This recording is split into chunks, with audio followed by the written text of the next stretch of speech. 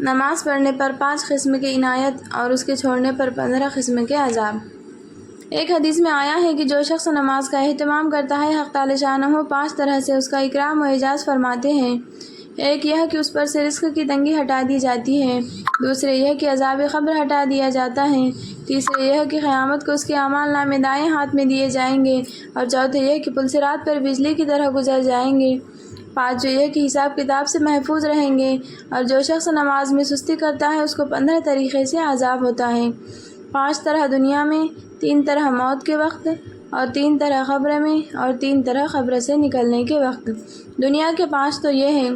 اول یہ کہ اس کی زندگی میں برکت نہیں رہتی، دوسرے یہ کہ صلح کا نور اس کے چہرے سے ہٹا دیا جاتا ہے، تیسرے یہ کہ اس کے نیک کاموں کا اجر ہٹا دیا جاتا ہے، چوتھے یہ کہ اس کی دعائیں قبول نہیں ہوتی،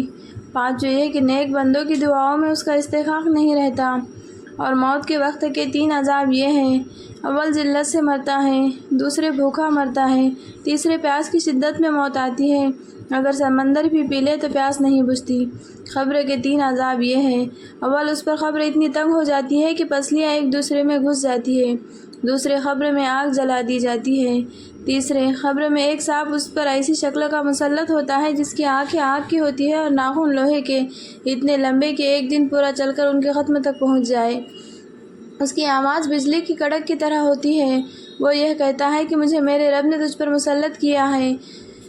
کہ تجھے صبح کی نماز ضائع کرنے کی وجہ سے آفتاب کے نکلنے تک مارے جاؤں، اور ظہر کی نماز ضائع کرنے کی وجہ سے عصر تک مارے جاؤں، اور پھر عصر کی نماز ضائع کرنے کی وجہ سے غروب تک، اور پھر مغرب کی نماز ضائع کرنے کی وجہ سے عشاء تک، اور عشاء کی نماز ضائع کرنے کی وجہ سے صبح تک مارے جاؤں۔ جب وہ ایک دفعہ اس کو مارتا ہے تو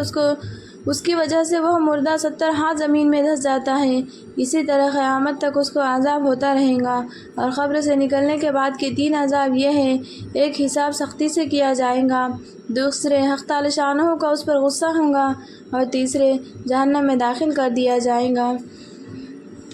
اور ایک روایت میں یہ بھی ہے کہ اس کے چہرے پر 3 سطریں لکھی ہوئی ہوتی ہیں: پہلی سطر: او اللہ کے حق کو ضائع کرنے والے، دوسری سطر: او اللہ کے غصے کے ساتھ مخصوص، اور تیسری سطر: جیسا کہ تو نے دنیا میں اللہ کے حق کو ضائع کیا، آج تو اللہ کی رحمت سے مایوس ہے۔